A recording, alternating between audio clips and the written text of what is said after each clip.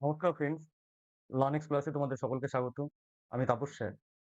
আজকে আমরা ম্যাথামেটিক্সের দুটো গুরুত্বপূর্ণ চ্যাপ্টার নিয়ে এই ক্লাসে আলোচনা করব। নল ও চৌবাচ্চা, নৌকা ও স্রোত। এই দুটো চ্যাপ্টার নিয়ে যাদের ভয় রয়েছে, আজকের পর একদমই তোমাদের ভয় থাকবে না। কেননা তোমরা থাম্বনেল দেখে বুঝতেই পেরেছো আমরা কোন কনসেপ্ট ইউজ করে এই দুটো চ্যাপ্টারকে আমরা করব। তো মোবাইল এবং চার্জার, এই দুটো জিনিস প্রত্যেকের কাছে আছে এখন। তো আমরা এই দুটো জিনিসকে কাজে লাগিয়েই এই দুটো চ্যাপ্টারকে শেষ করব। তো চলো কথা না বাড়িয়ে আমরা ক্লাসটাকে শুরু করি।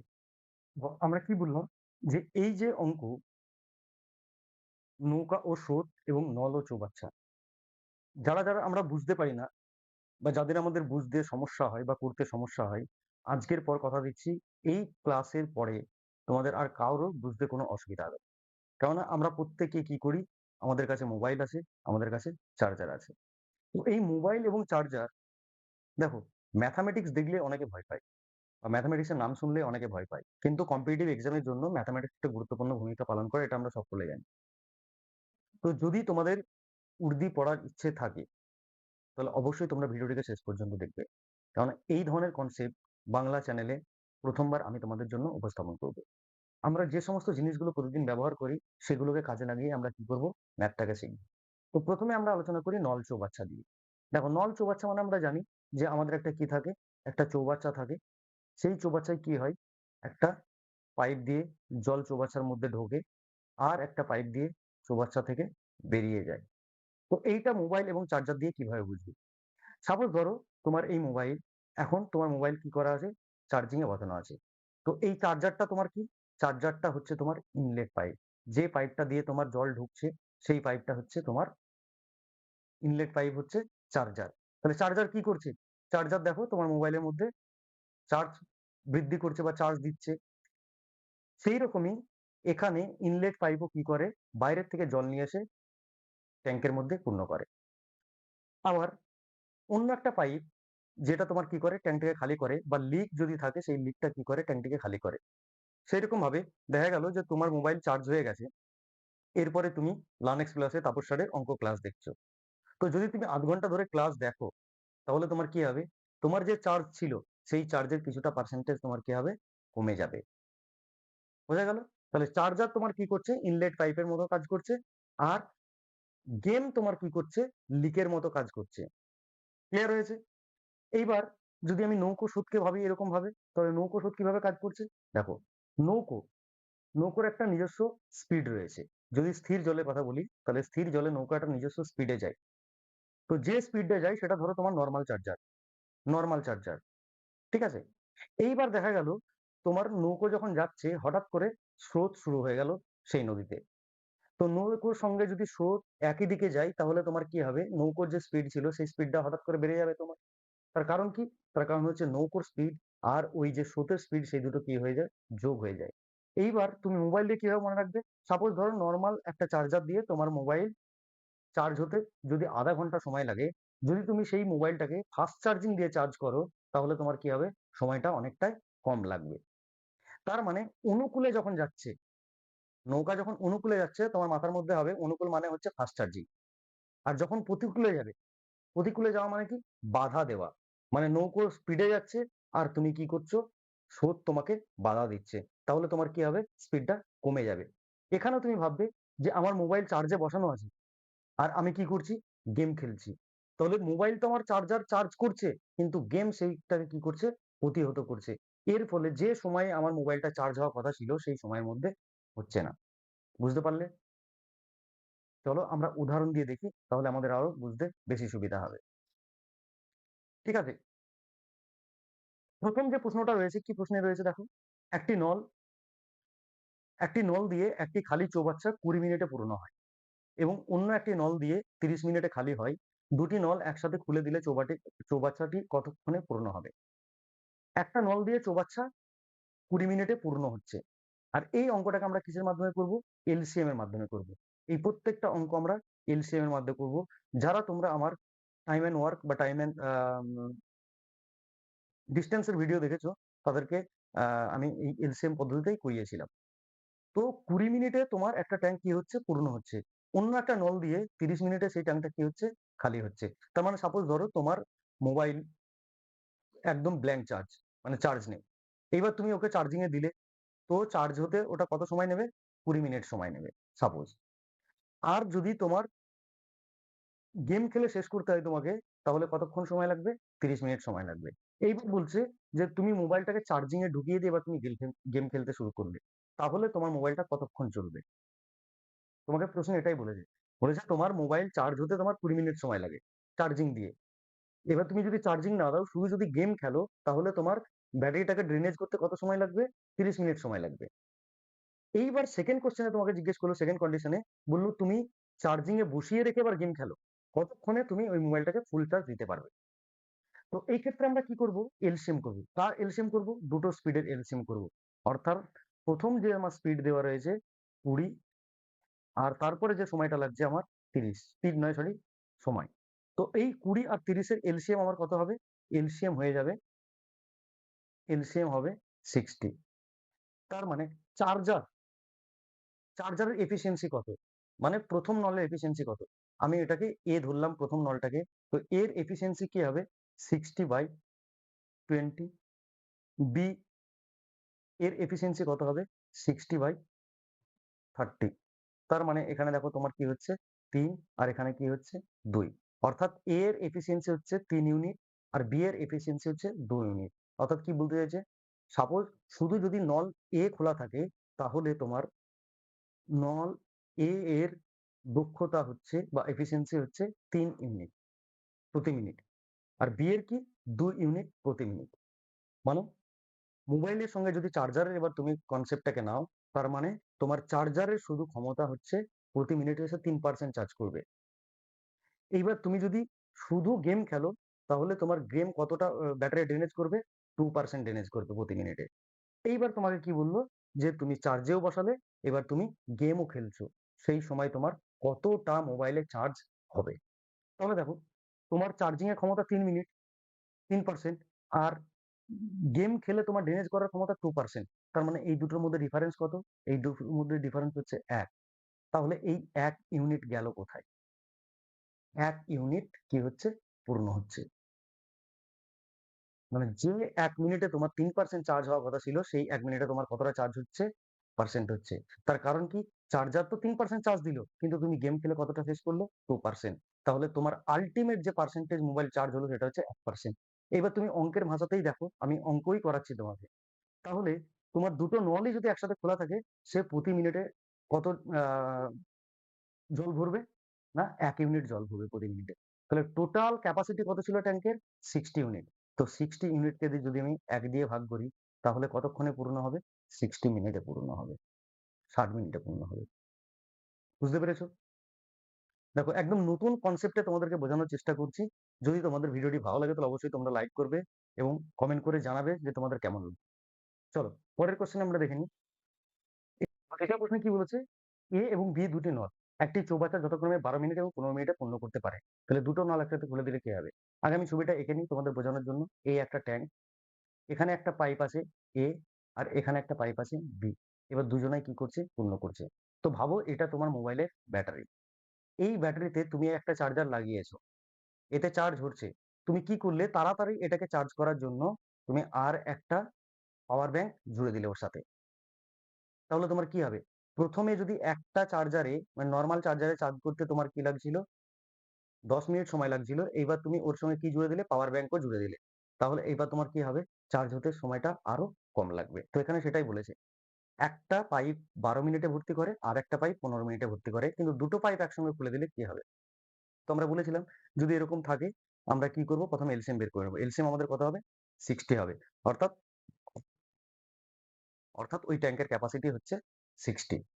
তো এ পাইপের ক্ষমতা কত হবে? 60/12, মানে হচ্ছে 5 ইউনিট।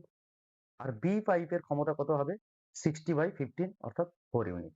এবার দেখো, তাহলে দুটো পাইপই আমার একসঙ্গে খুলে দিলে মানে কি হবে? দুটো পাইপই তো যোগ হবে। তার মানে প্রতি মিনিট আমার কতটা হচ্ছে? 9 ইউনিট করে ঘুরতে হচ্ছে প্রতি মিনিটে। আমার টোটাল ক্যাপাসিটি আছে 60।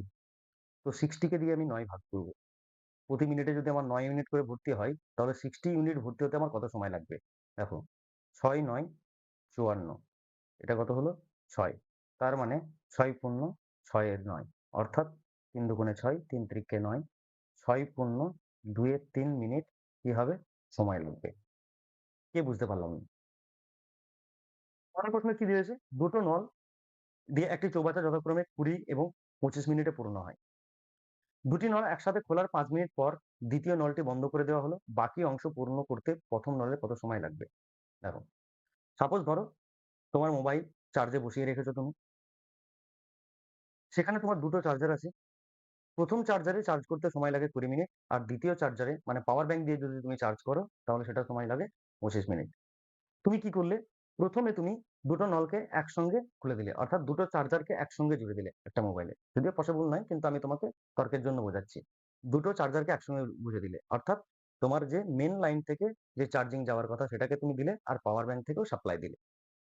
এরকম ভাবে ৫ মিনিট চললো। ৫ মিনিট চলার পরে তুমি কি করলে? দ্বিতীয় নলটিকে বন্ধ করে দিলে। অর্থাৎ তোমার পাওয়ার ব্যাংক থেকে যে পাওয়ারটা সাপ্লাই হচ্ছিল সেটাকে তুমি বন্ধ করে দিলে। এবার মেইন লাইন থেকে যে তোমার মোবাইল চার্জিং হচ্ছিল সেটাকে তুমি রাখলে। বাকি অংশ পূর্ণ হতে কত সময় লাগবে? ঠিক আছে? তাহলে আমাদেরকে ১ম এই কি করতে হবে? এই দুটোর আমার পাওয়ার খুঁজে মানে আমার মোবাইলের ব্যাটারির যে পাওয়ার, সেই ব্যাটারির পাওয়ারটাকে আমাকে জানতে হবে। অর্থাৎ আমাদের যে ট্যাংক রয়েছে, সেই ট্যাংকে কতটা জল ধরবে সেটা আমাদেরকে খুঁজে বের করতে হবে। তো তার জন্য আমরা কি করব? এলসিএম করব। তো ২০ আর ২৫ এর এলসিএম করলে কত হবে? দেখো, আমার এলসিএম হবে 100। তো প্রথম নল নলের ক্যাপাসিটি কত হবে? ৫ ২০ ১০০ মানে ৫ ইউনিট। আর নলের ক্যাপাসিটি কত হবে? 4 ইউনিট। তাই না? এইবার দুটো নল যদি একসঙ্গে খুলে দেওয়া হয় তাহলে একসঙ্গে কতটা ও জল ভরতে পারবে? ৯ ইউনিট। তো ৯ ইউনিট প্রতি মিনিটে এরা কি করে? জল ভরে। এইবার ৫ মিনিট ধরে দুজন একসঙ্গে ভরবে। অর্থাৎ ৫ মিনিটে আমার কতটা ভরতে হবে? ৫ ৯ ৪৫ ইউনিট। কতটা ভরতে হবে? ৪৫ ইউনিট। টোটাল ক্যাপাসিটি আমার কত ছিল? 100 ইউনিট। তো বাকি থাকলো কতটা? বাকি থাকবে আমার বাকি থাকবে 100 মাইনাস 45, তাহলে কত হচ্ছে? 55 ইউনিট আমাকে কি করতে হবে? পূর্ণ করতে হবে। এই 55 ইউনিট পূর্ণ কে করবে? প্রথম নল, মানে করবে। তো এর ক্যাপাসিটি কত দেখো? ১ মিনিটে ৫ ইউনিট ভরে। তাহলে ৫৫ ইউনিট আছে। ৫৫ ইউনিট ভরতে তার কত সময় লাগবে? ১১ মিনিট। তাহলে বাকি অংশ পূর্ণ করতে প্রথম নলে কত সময় লাগবে? ১১ মিনিট সময় লাগবে। বুঝতে পারলে? চলো তারপরের প্রশ্নটা দেখি। একটি জলের ট্যাঙ্ক ৩/৪ অংশ পূর্ণ আছে। একটি নল দিয়ে ওই ট্যাঙ্কটি ১০ মিনিটে পূর্ণ করা হয়। অন্য একটি নল দিয়ে ২০ মিনিটে খালি করা হয়। দুটি নল একসঙ্গে খুলে দিলে ট্যাঙ্কটি কতক্ষণে পূর্ণ বা খালি হবে? তোমরা অবশ্যই এই প্রশ্নটার অ্যান্সার তোমরা কি করবে? কমেন্ট বক্সে কমেন্ট করে জানাবে। ঠিক আছে? তোমাদেরকে একটা কথা বলে রাখি এখানে আমি, যে জলের ট্যাঙ্ক বলেছে ৩/৪ অংশ পূর্ণ। ঠিক আছে? ১ অংশ মানে কি? টোটালটা। ১ অংশ মানে হচ্ছে পুরো ট্যাঙ্কটা, বা তুমি যদি মোবাইলের ব্যাটারিটাকে ধরো, পুরো ব্যাটারিটার ক্যাপাসিটি হচ্ছে ১ অংশ। তাহলে তোমার এখন ৪ ভাগের ৩ ভাগ কি হয়ে আছে? পূর্ণ হয়ে আছে। চলো এবার আমরা নৌকো দিয়ে দেখব। তো স্থির জলে তোমার বেগ কত? ১০ কিমি প্রতি ঘন্টা। দেখো পরের প্রশ্নটা কি বলেছে? স্থির জলে নৌকোর বেগ ১০ কিমি প্রতি ঘন্টা এবং স্রোতের বেগ ৩ কিমি প্রতি ঘন্টা। এরপরে আমরা কোথায় চলে আসলাম? নৌকো ও স্রোতের অঙ্কে। তো নৌকো আর স্রোতের অঙ্কে তোমরা কিভাবে ভাববে? দেখো, স্থির জলে নৌকোর বেগ ১০ কিমি প্রতি ঘন্টা মানে হচ্ছে তোমার নরমাল চার্জারের স্পিড। আর স্রোতের বেগ ৩ কিমি প্রতি ঘন্টা মানে তার সঙ্গে তুমি কি করে দিলে? ফাস্ট চার্জিং যোগ করে দিলে। তোমার নরমাল চার্জারে যদি তোমার মোবাইল চার্জ করতে পারে ঘন্টায় ১০%, সেখানে স্রোতের বেগ যদি যোগ হয়ে যায়, তার মানে ফাস্ট চার্জিং তুমি যদি লাগিয়ে দাও, তার মানে তোমার কি হলো? নরমাল স্পিডের সঙ্গে নরমাল স্পিডের সঙ্গে তোমার কি হলো? স্রোতের স্পিড যোগ হয়ে গেল। তাই না? তো এই দুটো যখন যোগ হয়ে যাবে তখন সেটা তোমার কি হবে? ফাস্ট চার্জিং এর মতো কাজ করবে। তাহলে এখন তোমার স্পিড কত হলো? ১৩ কিমি প্রতি ঘন্টা। তো ১৩ কিমি প্রতি ঘন্টা তোমার এটা কিসের স্পিড হবে? অনুকূলের স্পিড হবে। আর আমি কি বললাম প্রতিকূল মানে কি হবে? প্রতিকূল মানে হচ্ছে যখন তুমি নরমাল চার্জারে চার্জ করছো, সেখান থেকে তুমি কি করছো? গেম খেলে সেটাকে ড্রেনেজ করে দিচ্ছ। তার মানে নরমাল চার্জারে তোমার চার্জিং ক্ষমতা কত? ১০ ইউনিট প্রতি ঘন্টায়। কিন্তু তুমি গেম খেলে চার্জ শেষ করছো কতটা? ৩ ইউনিট। তার মানে এখানে তোমার কি হবে? প্রতিকূল হলে পরে এইটা নরমালের সঙ্গে স্রোতের স্পিড বিয়োগ হয়ে যাবে 10 মাইনাস 3 অর্থাৎ 7 কিমি প্রতি ঘন্টা। তো এখানে তুমি পেয়ে গেলে স্রোতের অনুকূলে এবং প্রতিকূলে নৌকার বেগ কত। স্রোতের অনুকূলে বেগ হবে 13 কিমি প্রতি ঘন্টা আর প্রতিকূলে বেগ হবে 7 কিমি প্রতি ঘন্টা। কিভাবে হলো বুঝতে পারলে? অনুকূল মানে হচ্ছে তোমার ফাস্ট চার্জিং, মাথায় রাখবে। অনুকূল মানে কি? ফাস্ট চার্জিং এ তোমার মোবাইল চার্জ হচ্ছে। আর প্রতিকূল মানে কি? তোমার নরমাল চার্জারে চার্জ হচ্ছে আর তার সঙ্গে তুমি গেম খেলে নষ্ট করছো ব্যাটারি। ওকে, চলো তারপরেরটা। স্রোতের অনুকূলে একটি নৌকোর বেগ 15 কিমি প্রতি ঘন্টা এবং প্রতিকূলে হচ্ছে 9 কিমি প্রতি ঘন্টা। স্থির জলে নৌকোর বেগ কত? যখনই এটা তুমি দেখবে তখন কি করবে? এই দুটো বেগকে তুমি যোগ করে দেবে, 2 দিয়ে ভাগ করে দেবে। তার মানে 15 আর 9 এ কত হয়? 24, 24/2 অর্থাৎ 12 হয়ে গেল। তারপরের কোশ্চেনে কি বলেছে? স্রোতের অনুকূলে একটি নৌকোর বেগ 18 কিমি প্রতি ঘন্টা। অনুকূল মানে কি বলেছিলাম? তোমার মাথায় সঙ্গে সঙ্গে কি ঘুরবে? ফাস্ট চার্জিং এ তুমি চার্জ করছো।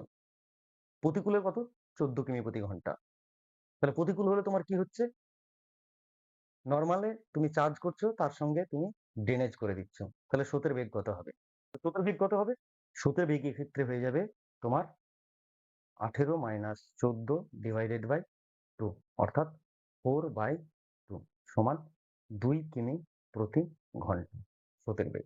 যখন স্রোতের বেগ তোমাকে জিজ্ঞেস করবে অনুকূল আর প্রতিকূলের বেগ দেওয়া থাকবে, সেক্ষেত্রে তুমি কি করে দেবে? বিয়োগ করে দেবে, দিয়ে 2 দিয়ে ভাগ করে দেবে। চলো তারপরের প্রশ্নটা দেখি। স্থির জলে একটি নৌকোর বেগ 8 কিমি প্রতি ঘন্টা। স্থির জলে তার মানে নরমাল চার্জারে তোমার মোবাইল চার্জ হচ্ছে। স্রোতের বেগ 2 কিমি প্রতি ঘন্টা। তার মানে এবার তুমি কি করছো? মোবাইলটাকে তাড়াতাড়ি চার্জ করার জন্য তুমি ফাস্ট চার্জিং লাগিয়ে দিলে। স্রোতের অনুকূলে 30 কিমি যেতে কত সময় লাগবে? স্রোতের অনুকূলে তার মানে ফাস্ট চার্জিং আমি কি বলেছিলাম? যে এই দুটো যোগ হয়ে যাবে। 8 আর 2 কত হয়ে যাবে? 10 কিমি পার আওয়ার। তাহলে তোমাকে 30 কিমি যেতে হবে। তাহলে 1 ঘন্টায় যদি 10 কিমি যায় 3 ঘন্টা, 30 কিমি যেতে কত সময় লাগবে? 3 ঘন্টা। উত্তর হয়ে গেল। এটাকে আমি কিভাবে বের করলাম? 30/10 অর্থাৎ 3 ঘন্টা। একদম পেন খাতা ছাড়াই তোমার হয়ে যাবে। তুমি বেসিকটাকে বুঝো, তারপরে আস্তে আস্তে আমরা কি করব? অ্যাডভান্স লেভেলে যাব। ব্যক্তি স্রোতের অনুকূলে 24 কিমি যায় এবং 4 ঘন্টায়। এক ব্যক্তি স্রোতের অনুকূলে 24 কিমি 4 ঘন্টায় যায় এবং স্রোতের প্রতিকূলে একই দূরত্ব ফিরে আসে 6 ঘন্টায়। স্থির জলে ওই ব্যক্তির বেগ কত হবে? তো ভালো করে দেখো, স্রোতের অনুকূলে ওর বেগ কত হচ্ছে?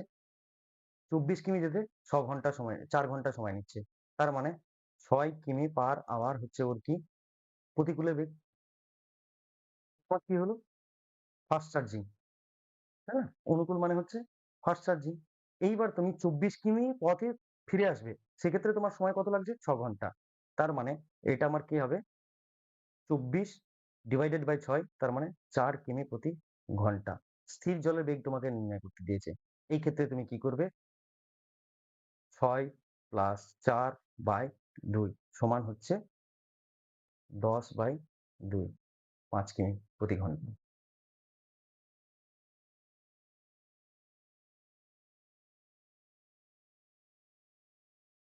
বোঝা গেল না গেল না?